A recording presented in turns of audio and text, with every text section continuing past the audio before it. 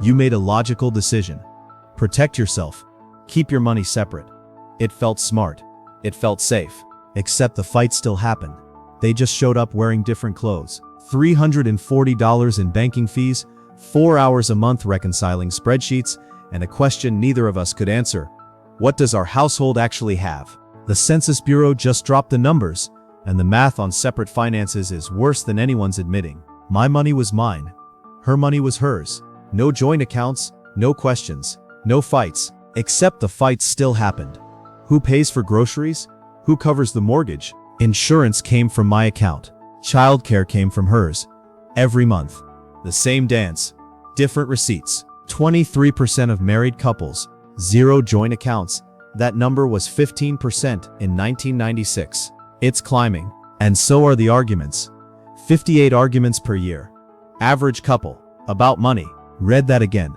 58. More than one a week. While both people were protecting themselves. Here's the quiet truth most finance advice won't tell you. Separate finances sound like independence. They actually multiply your stress. Fidelity's 2026 Couples and Money Study. 44% of couples avoid money conversations entirely. 68% don't know their partner's full financial picture. And among Gen Z couples, 34% keep everything separate. This isn't independence. It's two people living in the same house, sharing the same fridge, raising the same kids, and operating completely different financial systems. The chart looked peaceful. The bank accounts didn't. No, here's what the Census Bureau didn't headline. The longer couples stay separate, the harder it gets to merge. 5 years in, most couples can't even estimate their household net worth. They know their own, not each other's. That's not a system. That's two roommates who share a bed. When did you last see your household's full financial picture? Not your account, not your spouse's. The whole thing. 3 seconds. Think about it.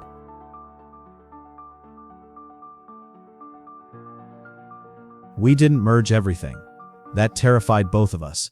Instead, we built a hybrid. 3 accounts, 1 system. Step 1. The core account. 1 joint account. Both paychecks land here. Mortgage, utilities, groceries, childcare. Everything the household needs, paid from 1 pot. Transparent, visible, know who owes what. Step 2. The autonomy accounts. 2 separate accounts, 1 for each of us. Every month, the same dollar amount transfers from the core. Automatically, same number for both. No negotiation. Maria buys coffee, I buy a fishing license. Neither of us asks permission. Because the money was already assigned, already agreed, already ours. Step 3. The weekly check-in. 10 minutes, Sunday night, not a fight, a check-in. We open the core account, we look at the balance. Together, we talk about what's coming. No judgment, no audit, just visibility. This one habit replaced 58 arguments a year. Subscribe. New money system every week. For couples who are tired of being roommates with a mortgage. This isn't just our kitchen table experiment. A 2024 Bank of America study found couples using a mixed account system, shared core plus individual accounts, report the highest relationship satisfaction. The National Endowment for Financial Education found the same pattern. Financial autonomy within a shared framework reduces money arguments by 37%. And here's the finding that should stop you cold.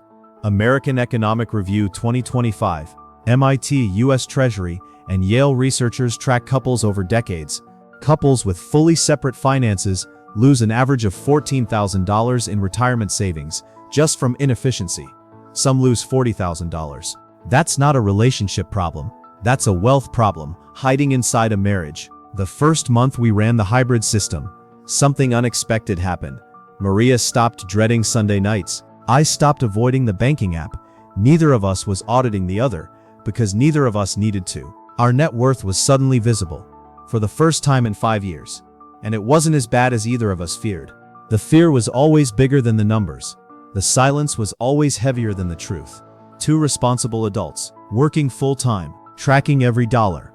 And they still didn't know what their household actually had because they were looking at 2 separate pictures and calling it a marriage. You made a logical decision. Protect yourself, keep it separate. But protecting yourself from your spouse isn't independence. It's 2 people bracing for impact while standing in the same house. Pull your last 3 months. Both of you. Put them on the same table. Add up the household outflow. If that number surprises either of you, you're not protecting anything, you're just blind together. Subscribe, new money system every week. For real couples, not spreadsheets. The accounts weren't the problem. The silence between them